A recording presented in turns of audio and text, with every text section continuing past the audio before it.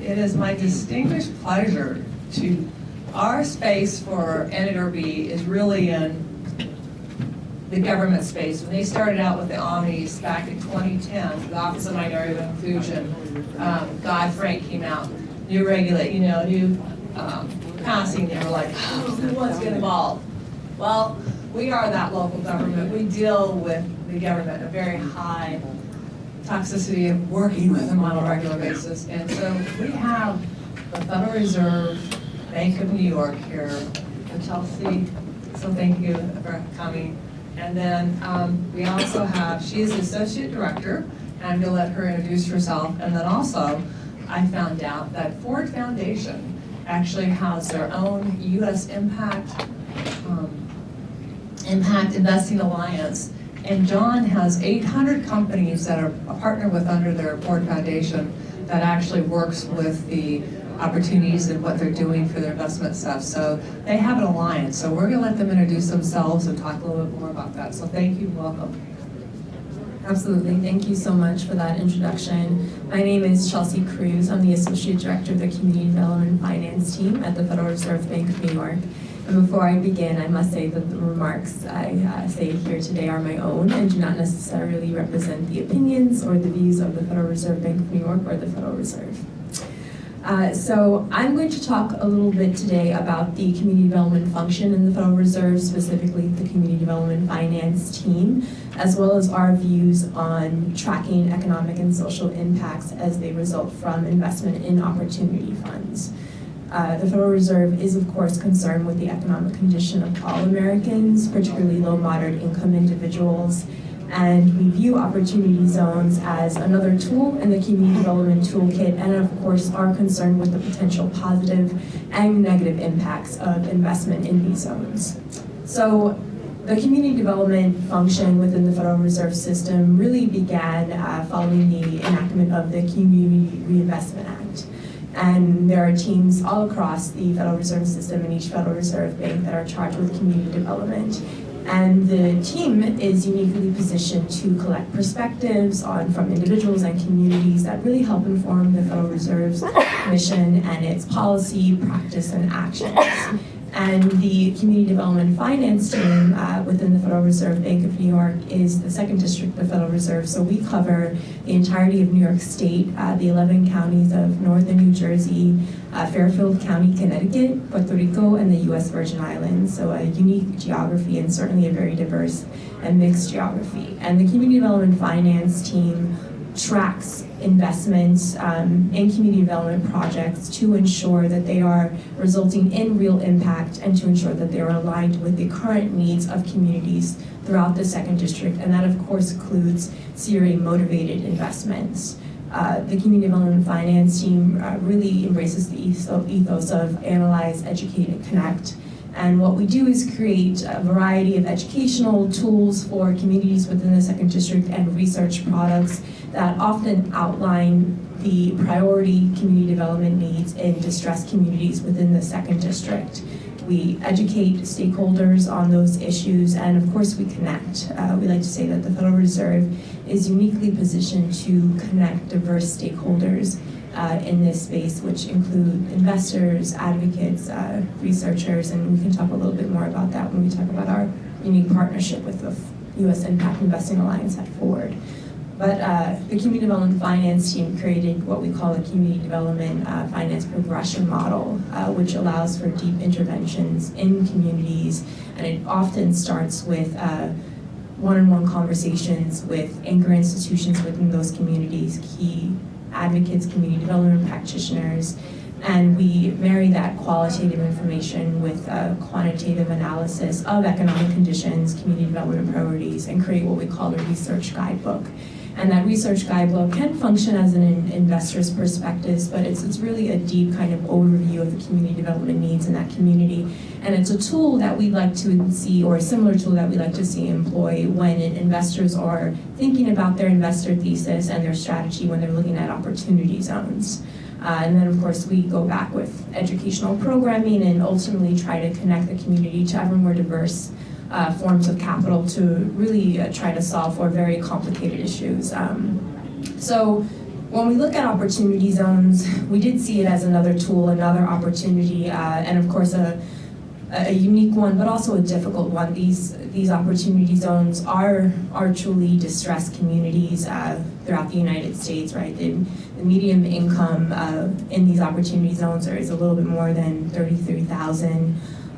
Poverty is more than average 30%. Average unemployment rate is about 13%. So truly distressed communities.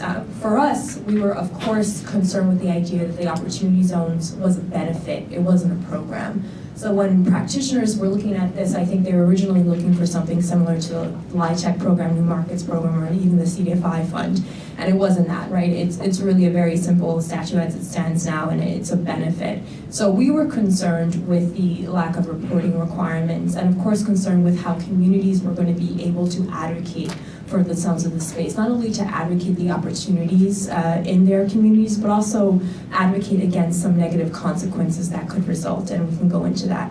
So when we looked at this, we were really excited to be able to partner with the Ford Foundation and with the Beck Center out of Georgetown University in what we saw as a nexus between policy, practice, and research. And we think all of these pillars, if you will, are really critical to ensuring that the opportunity in the opportunity zone benefit is realized. And when we forged this partnership, we began conversations, last year, I should think, and early into this year. And we launched a conference in July with more than 40 folks in this space, including investors, researchers,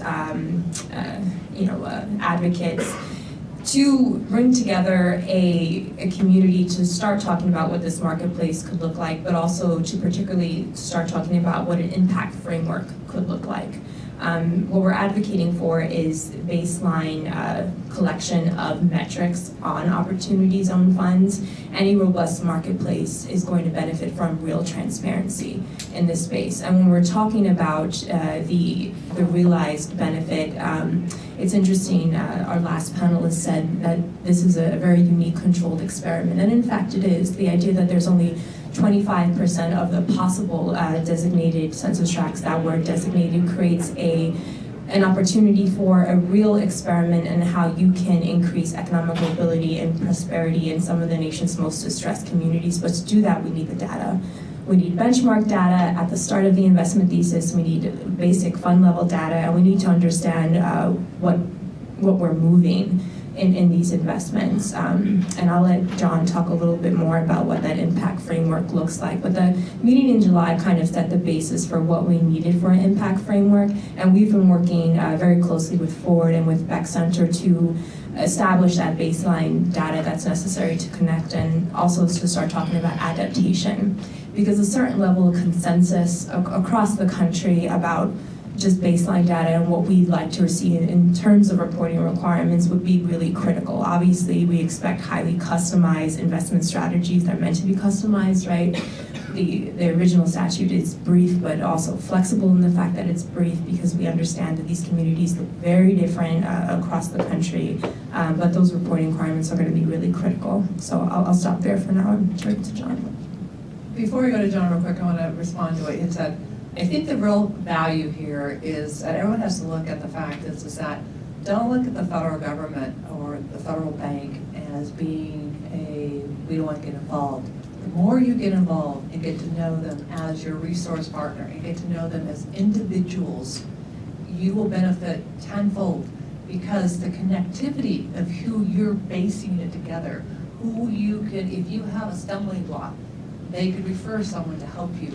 Not only from a financial aspect, but a relationship aspect, how to work around something. I think is the real value of this whole panel right now, is that it's like you're having everyone in the room that is actually with the .gov on it, and that value is what brings the impact of where you can escalate everything and anything you need, is really what I wanted to, bring forth to it, because DC Finance just had a conference at our Basel December 4th, just last week, in Miami. And the mayor of Bal Harbor, actually made a comment at, Gabriel said, 9 years they were in litigation to expand the mall. And no one thought of going to the local community to have them see where they could benefit. He comes on as the new mayor, Gabriel, and he says, do you want to be a litigator for the rest of your life, or do you want to get this approved? The next day, after they had the meeting, all 5 lawsuits, have been in lawsuits for 9 years, were dropped immediately. And they resolved a $400 million expansion because they went and talked to the local government and the government at the base. You being here, the 4th time ever out in the space, is huge. So thank you. Just want to bring that to perspective. So John, go ahead. Yeah, good afternoon, everyone. Great to be here. John Cochrane. I'm a senior associate at the U.S. Impact Investing Alliance, and as Desiree said, I'm an employee of the Ford Foundation, which, for those of you who may know, is the now 2nd largest private foundation in the United States, about $13 billion in endowed assets. Prominently last year, Darren Walker, president, announced that he'd be investing $1 billion of that endowment in mission investments, as we call them. Here in the United States, that'll be in affordable housing, and internationally, that'll be in access to capital microfinance. But the foundation has a history that goes back more than 50 years of using financial assets and financial structures in order to achieve social impact through concessionary investments and et cetera, as well as using grant capital and leadership to try to advance these structures that have social good. And one of the things that we've come to realize is that there's a need for much broader ecosystem building and field building in order to support and sustain these kinds of investments, what we call impact investments. And it's really true of any market, but something needs to be done to develop the market structures that enable capital to flow from the folks who have it to the folks who want to put it to work. And so the U.S. Impact Investing Alliance is a field building organization being housed and incubated at the Ford Foundation, and our job is really to think about what is that connective tissue that we can build out to support impact investing. So as Desiree mentioned at the top, we have about 800 members represented in our various councils and groups, and these range from individual and institutional investors to intermediaries, fund managers, wealth platforms, all of whom who believe that it's possible to achieve positive and measurable social and environmental impact through their financial decisions. And our goal is to help catalyze more capital to move into these kinds of projects over time in the United States. When we look at global deployment across asset classes, we take a very big tent approach to what impact investing can mean, that it can be very aggressively market rate investments, even above market rate in certain instances, and it can be very concessionary, deeply impactful, focused on, what good you're trying to achieve in a community. We scope it all in, we think it's all necessary. How we do that work is 3-part. First, through public policy. So how do you build a regulatory structure that enables this kind of work to be done? How do you get past some of the fiduciary duty concerns that investors and their managers have had over the years about taking other what seem like non-financial factors into account? But also how the federal government can directly spur more of this kind of activity through incentive programs like opportunity zones that we're talking today, or other methods.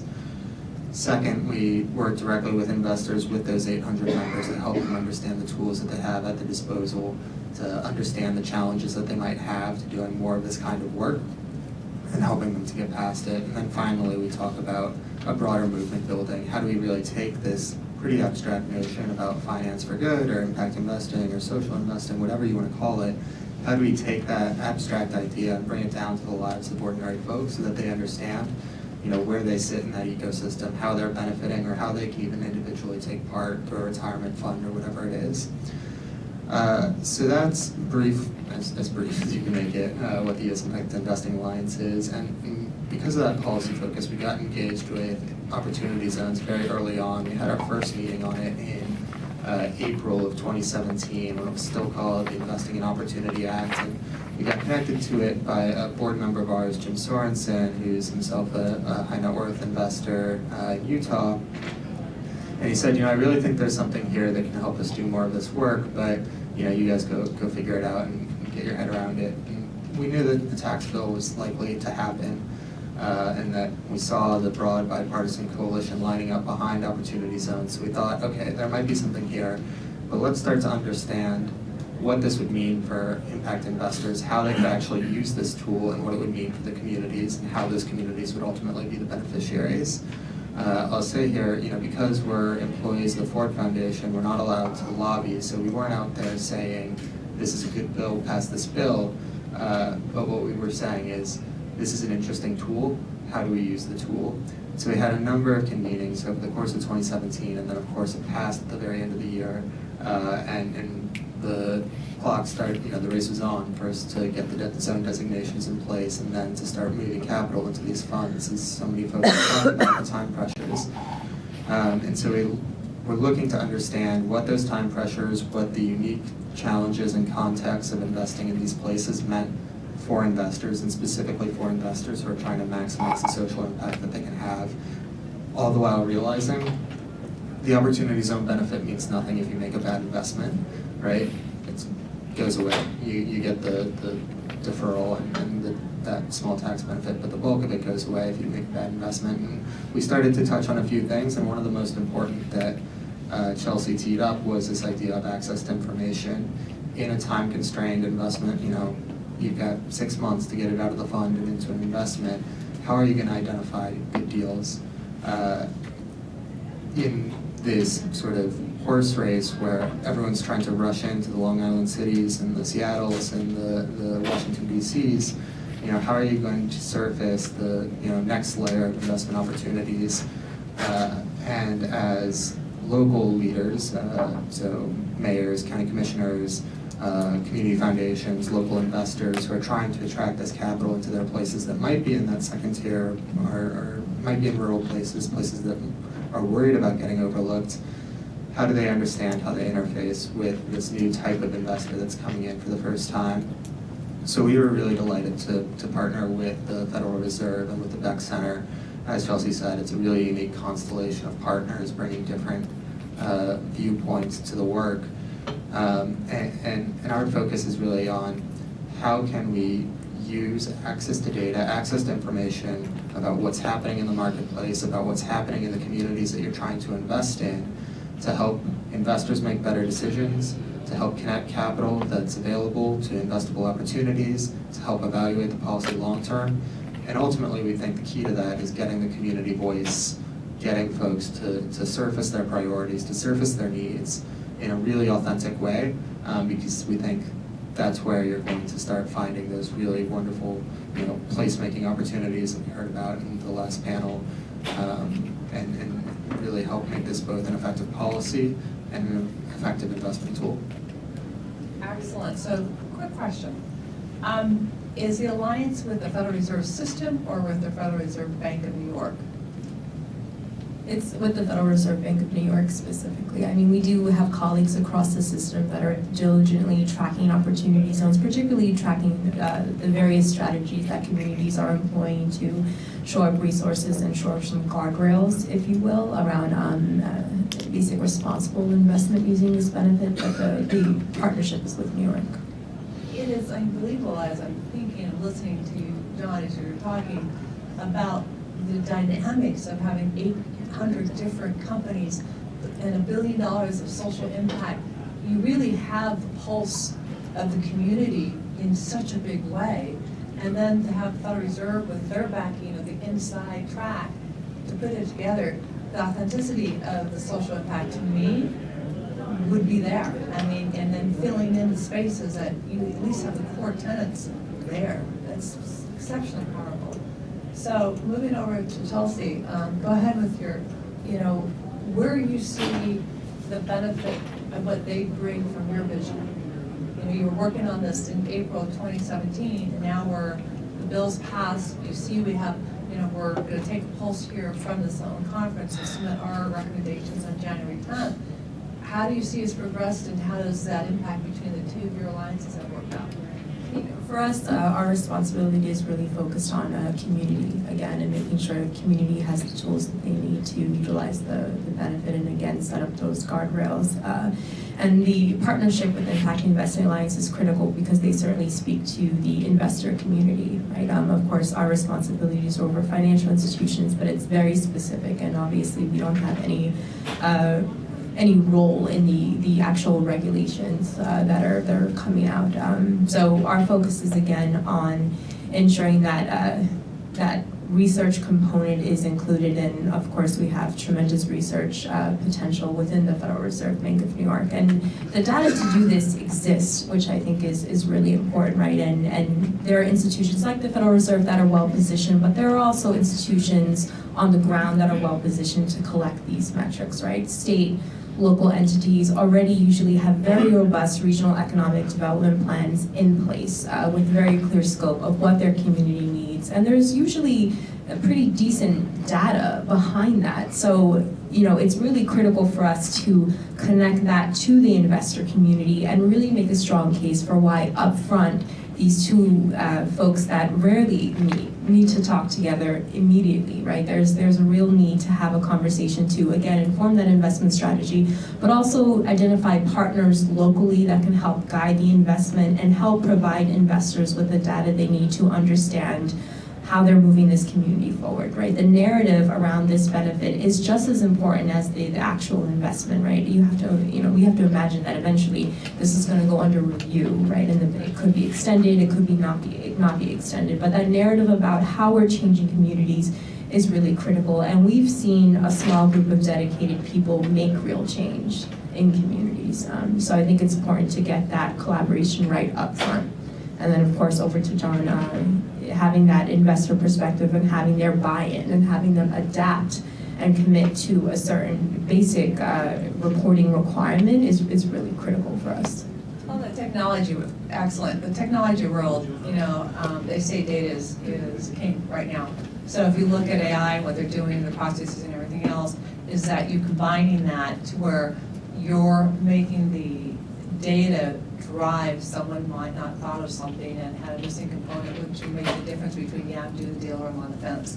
When we hear Tal say that he's now moving his product lines that were 2-3 years out, moving forward and say this is the time to do it because you get the benefit. And by combining your resources together, that is so powerful because you're filling those gaps. So John, on your aspect, is there anything that you've seen pivotal that has changed because of your new alliance with the Federal Reserve, which is a totally different Bank of New York component that I'm sure you've never thought of? How does that change the dynamics of what the U.S. impacting has been done? Yeah, I think the most concrete thing that came out of that first convening that we did with the Federal Reserve Bank, and we did it here at the Bank of New York, was to get a real understanding that this was a unique kind of policy and that it's looking to seed a marketplace, and that we needed to approach it from that perspective, and that in doing so, that informed our thinking about what it means to build out an impact framework for how we're talking about opportunity zones nationwide. And it took us to a tiered approach, and I think here I can get a little bit more specific about what it is that we're asking for folks who are trying to set up opportunity funds to do.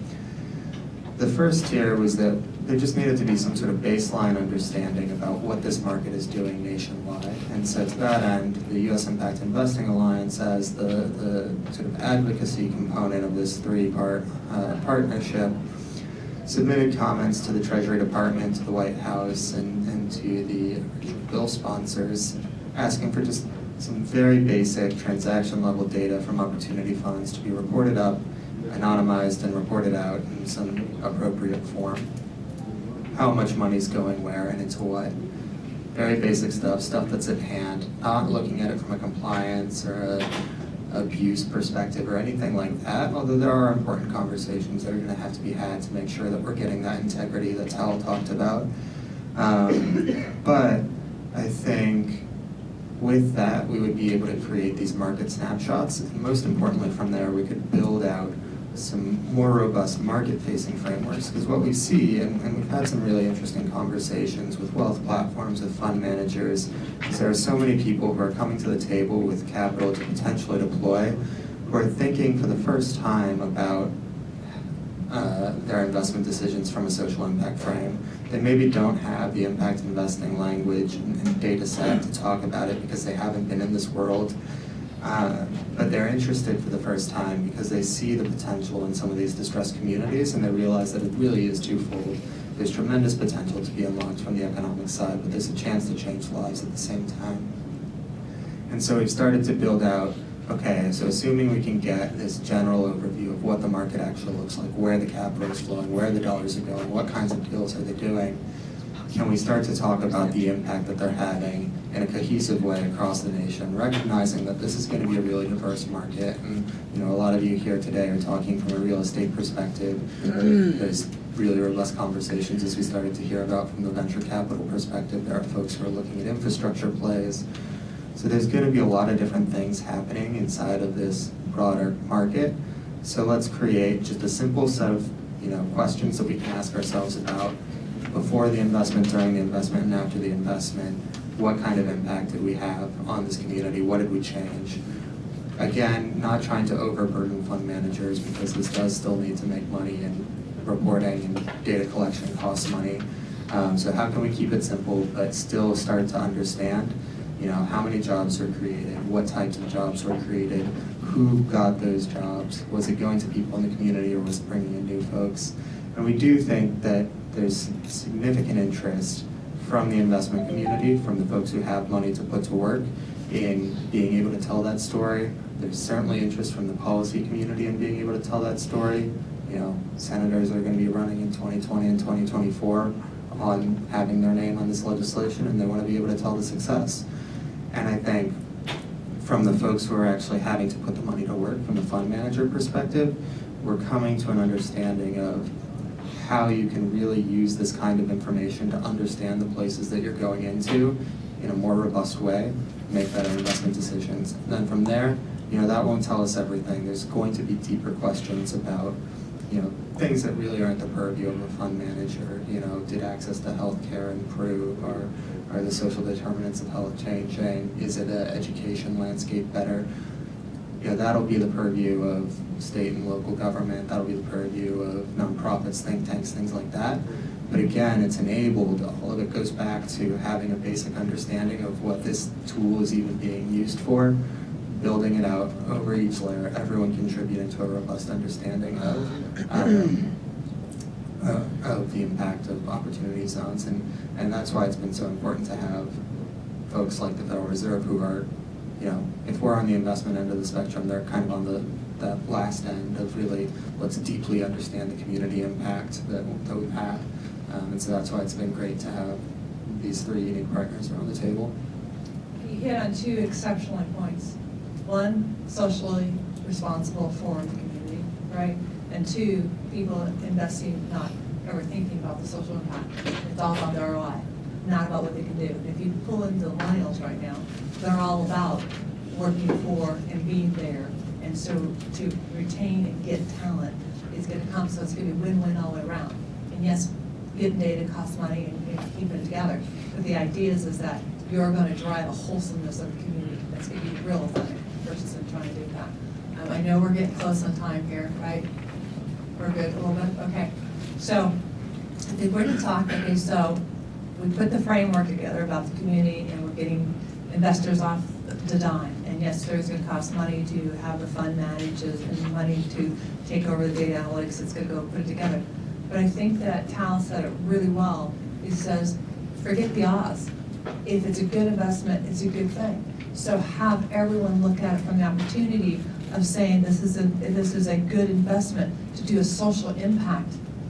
And if it happens to fall into our zone, then it's all going to make sense. I mean, we can go back to, I remember 4 or 5 years ago where, not to call out names, but a very big company like Walmart went into some of the rural areas, and they got rid of all the small businesses.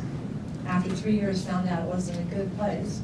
They weren't going to make money, it wasn't profitable. They pulled out, and the town literally died because there was no more business to keep the town sustainable. So the risk that you brought up, saying, well, what about them being overlooked? A rural area might not be a good format, or connect to a better city, or an urban community. The idea is that if the pieces are in place and they're just missing one piece of the puzzle to make that city really blossom, you could get a really incredible deal by having the data from the social pieces put together. Yeah, I think it's exactly right, and I want to use that chance to tie a few things together and share some of the breaking news that some of you guys might have seen, which is that this morning the White House announced a new executive order to create a White House Council on Revitalization and Opportunity, the goal of which is really to tie together existing federal resources and start to ask, okay, what more needs to be on the ground in these opportunity zone communities in order to make them investable. They recognize that in the 8,700 zones, 25% of them are rural. Those are going to be the most challenging places to invest from a starting point. We were talking about that earlier. So what other federal resources can we put in place on the ground now to build up that investable ecosystem? Is it water infrastructure? Is it workforce development? Is it some federally subsidized housing? Let's get that in place so that then we're to that point where, okay, now the opportunity zone investor can really take it and run with it. There's, literally, it was 9:30 this morning, they were on the phone telling us about what this thing is going to be, so I think we're still waiting to get some of the finer points to see what it's going to look like. We know from previous conversations, they're looking at things like, okay, how do we align traditional economic development incentives, the work of the CDFI fund and others? How do we spur entrepreneurship? Use the SBA, use Commerce EDA. As someone else said on the last panel, the point of this was always about jobs creation and getting enterprise going. So they're really focused on that. What resources do we have for entrepreneurs in these zones? Crime prevention.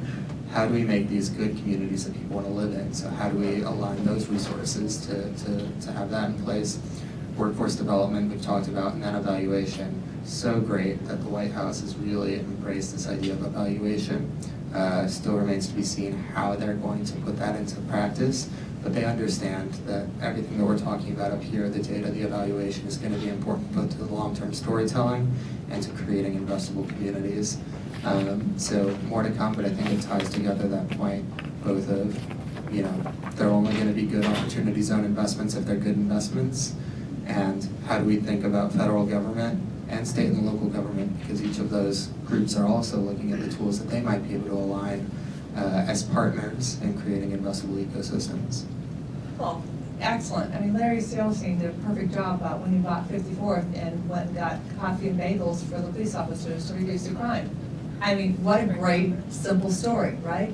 Tying a success story like that to what you just talked about will tie in the missing pieces to get everyone to fall into the same place. I mean, it's phenomenal. It gives them great credibility, gives you what you're doing and connecting to the article. Danny, we need to get this article out.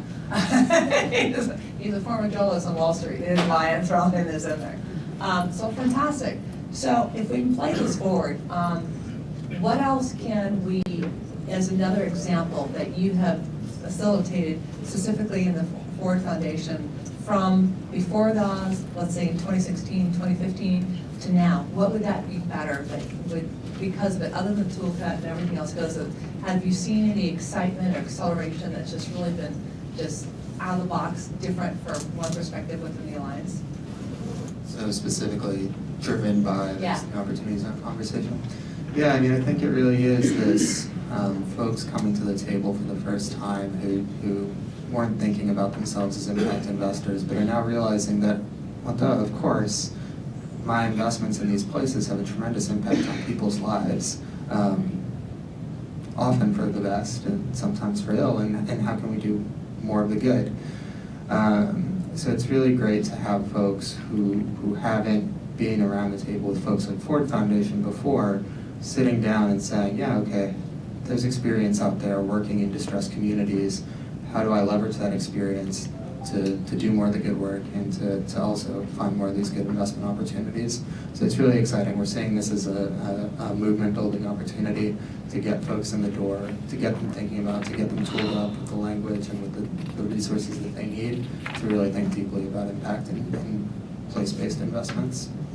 I think what's also very powerful, if you think about it on a global aspect, we heard from in Miami at the DC Finance, they said the three most important things for investors right now is health, global, and social impact. Well, obviously the odds is about the social impact. The big thing is that if we make this work really well here in the United States, what it's going to do in other countries, right, to give back and some of the other countries that are struggling. So would you like to add anything to this, Chelsea, to go with it, because I'm open up for question and answers. I mean, I'll just say that we've been pleasantly surprised, honestly, by the appetite from the investor community to really generally look at social impact. And I think it's a critical point to acknowledge that there are some folks that are looking at social impact for the first time. And what's important in that aspect is that you identify intermediaries in these communities that can really help guide that process. So CDFIs, right, large community development corporations, right, even financial institutions in some respect have been doing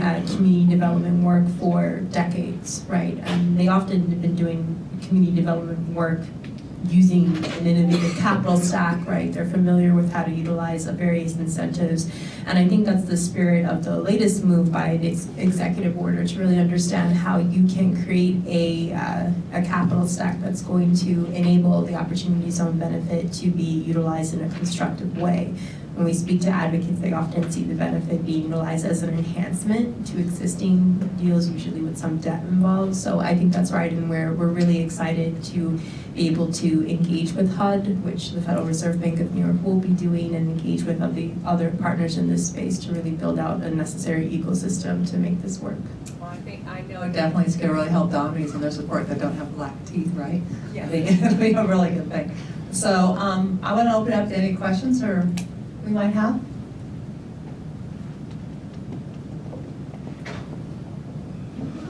You get an A for asking the most questions so far today. You mentioned data, and so you've already started collecting the data, right? No. Not yet? No, what we've started doing was establishing the necessary data that we'd like to see being collected. But again, a lot of this data already exists. Certainly this benchmark data, right? When you go to economic development authorities or a lot of these local organizations, right, they've been collecting this data for many, many years, right? This is the bread and butter of their work. What's important to us is this data is carried over to the investor community and incorporated into their thesis. And honestly, what we've been advocating for is that benchmarks be set up at the start of the investment, but also at the 5, 7, and 10-year mark to really try to establish the narrative of how these investments, the life cycle of these investments are changing these communities, how these communities are changing over time. We expect some of these communities might change quite rapidly. Long Island City is an interesting example of that, where existing characteristics of a community at play may mean this community is changing, quicker than most. Obviously, the metrics that are, or the movements that are important in rural communities are completely different than those that are critical to urban centers. And that customization, that understanding of investing in context is what we're trying to move. It seems like a lot of the conversations today, I'm very pro-urban as well as rural, and so some of our opportunities are in Albany, Georgia, or just 2 hours south of downtown Atlanta. But what I've just, and by trade I am a real estate and mortgage broker, so I look at things kind of a certain kind of way. What I determined when I started going down there is that although Albany could be considered a low income, a rural environment, I live downtown Atlanta. They've got, 2 Mercedes dealerships in downtown proper, less than 10 miles apart. You move past that, there's one in Macon, there's one in Albany, they've got Range Rover. And so when you start thinking about the economic migration of capital, that these women are carrying Louis Vuitton handbags, I mean, the prosperity in some of these rural atmospheres could be based upon the industries that are there. They've got Procter & Gamble and Mars, but they don't have the same access to commerce as you would if you were in downtown Atlanta. So I guess when I heard you talk about the data, I was wondering what your perspectives were with regards to what you have seen, or maybe some of the conversations you presently have had from people in rural environments, because not everybody is like Bessemer, Alabama, but you still have Tuscaloosa right there. So I guess I'm very interested in understanding what your thoughts are regarding the rural component of using this as a redevelopment tool. And then my last question is regarding CRA.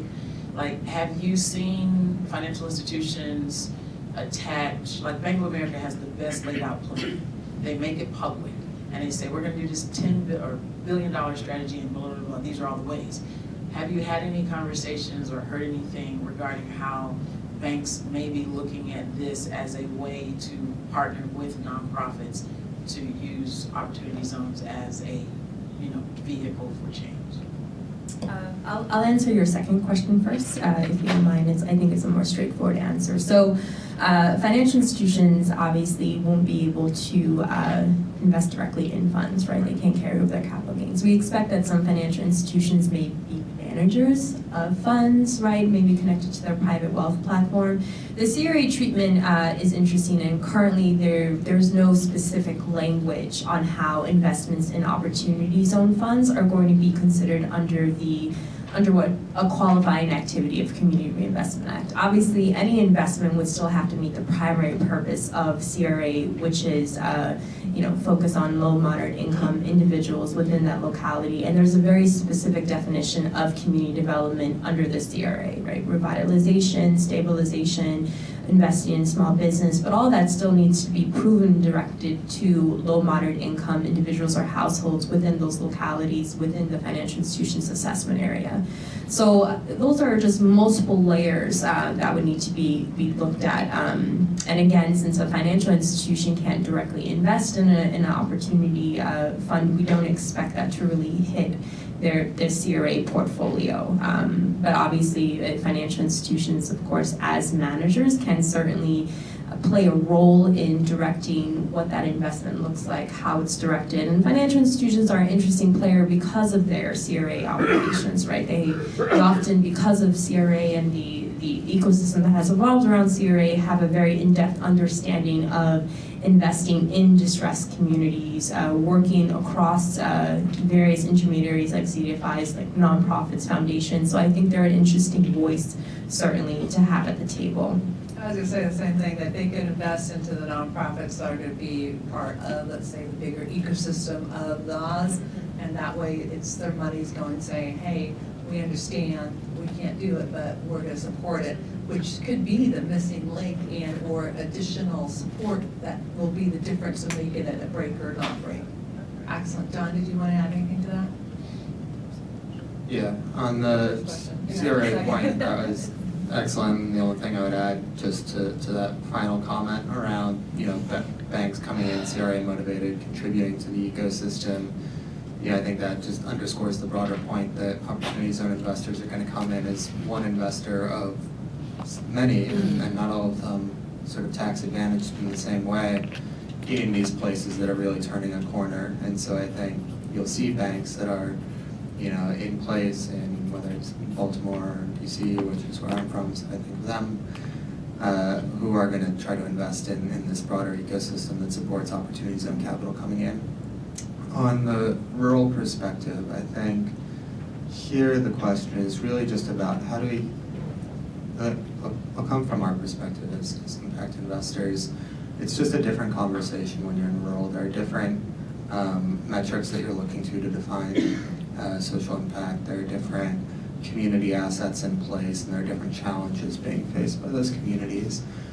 So I'll point to a specific example, and this is before opportunity zones, but I think it informs our thinking about what a good ecosystem could look like. You've got a foundation in the upper Midwest that's really trying to work in rural communities. And the challenges that they face are things like intergenerational transfer of farmland. How do you keep that farmland either owned in the community or keep community stakeholders working that land?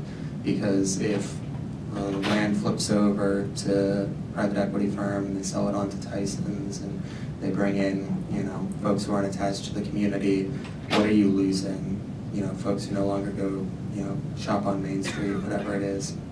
So how can we use that intergenerational transfer as a moment to really hold assets in place in community? I think that's going to be important. And the 10 and 30-year window of opportunity zones is what do the exits from these places look like? How do we make sure we're not ripping the rug out of what are still going to be, in many cases, fragile places when investors go to realize their gains? So I think there's different assets in place in rural communities, and you alluded to some of it, and you just have to be able to recognize it. And that's why when we think about creating these impact frameworks and trying to apply them nationwide, we're trying to be really flexible and adaptable so that it can be up to the investor, the community stakeholder, the fund manager to determine what matters in that specific place. But I think the biggest concern right now for rural communities that are hopeful of attracting opportunities on capital is just that they're going to get missed over in the frenzy. And that would be a shame for both perspectives because, as I said, there's going to be a lot of competition in the urban markets for the opportunities on ready projects. And so that's going to open up the market opportunity for folks who are willing to go into some of these harder contexts, do the legwork that's going to be necessary. It's harder to get out to rural Alabama to kick the tires like everyone else on the stage said they want to do than it is to get out to LA and Oakland. That's just a fact, but if you do so, we think you're going to find some good opportunities if perhaps needing some of these additional supports that are coming in from the federal government, from the philanthropic community, and from others. Excellent, thank you. Okay, yeah, no, excellent. Well, we're getting down. So we have, what we're going to do is that in closing, we're going to eat lunch. I'm starving, I don't know about anyone else here. Yes. And then after that, we're going to have our final panel with Karen. And then after that, we're going to have a complete open discussion to where all the panelists are welcome to come back on the stage. And we're going to actually submit, on behalf of Editor B and everyone here, a response to, on July 10th, they're actually having a hearing on the proposed responses, and we want to make sure we're part of that. So everyone here is a collective voice. We're going to submit a response to them. So thank you all, and we'll see you after lunch. Thank you.